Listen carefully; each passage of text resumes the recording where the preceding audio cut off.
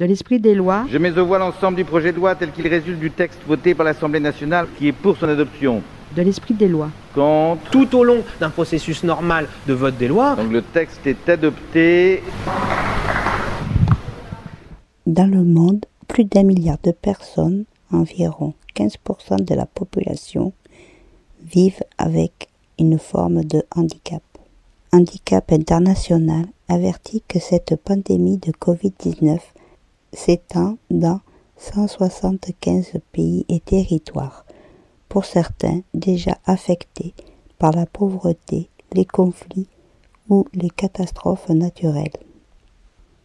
Dans ce contexte critique, l'ONU a exhorté à nouveau le 20 avril les États à prendre des mesures pour faire face aux risques disproportionnés auxquels sont exposées les personnes handicapées.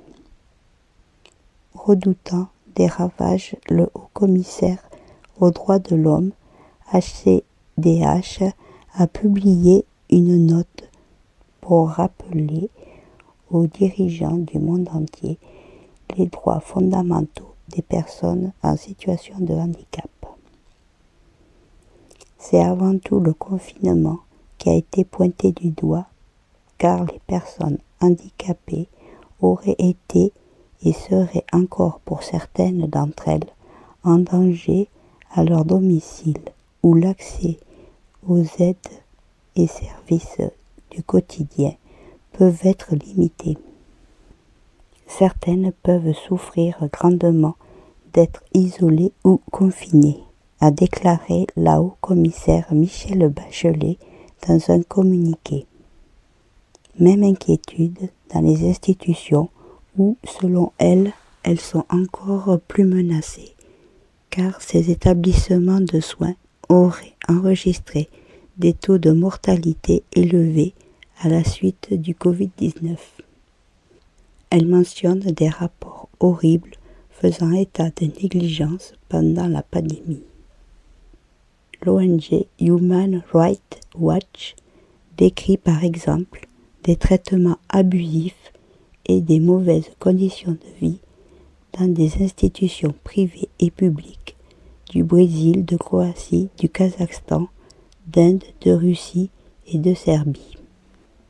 Des dizaines de milliers d'autres personnes sont même enchaînées ou enfermées dans des établissements religieux ou publics au Ghana, en Indonésie, au Nigeria ou au Somaliland. L'ONU avait déjà tiré le signal d'alarme dès le 17 mars via la voix de Catalina Devandas, sa rapporteuse spéciale sur les droits des personnes handicapées, qui jugeait que, je cite, peu avait été fait pour fournir à ce groupe à haut risque les conseils et le soutien nécessaires pour le protéger. Les mesures de confinement telles que l'éloignement social et l'auto-isolement peuvent être impossibles pour ceux qui comptent sur le soutien des autres pour manger, s'habiller et se baigner, avait-elle ajouté. C'est une question de survie.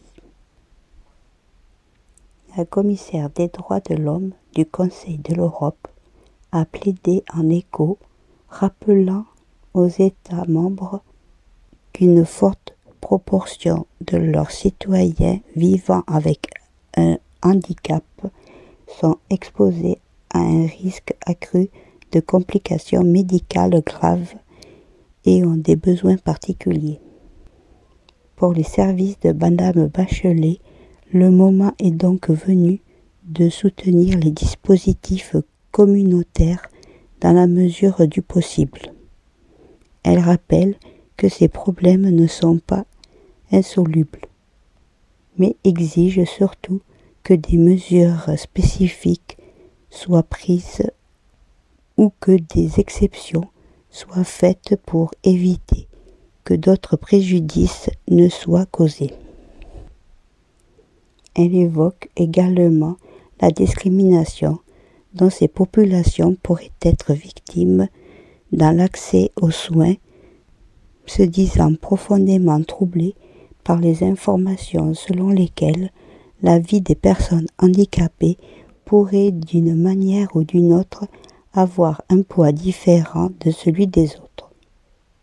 La haut-commissaire appelle à des décisions médicales fondées sur des évaluations cliniques individualisées et sur les besoins médicaux et non sur l'âge ou d'autres caractéristiques comme le handicap. Sur un autre plan, l'ONU plaide pour des informations sur le Covid-19 disponibles dans des formats accessibles aux personnes handicapées ainsi que l'accès de l'enseignement en ligne.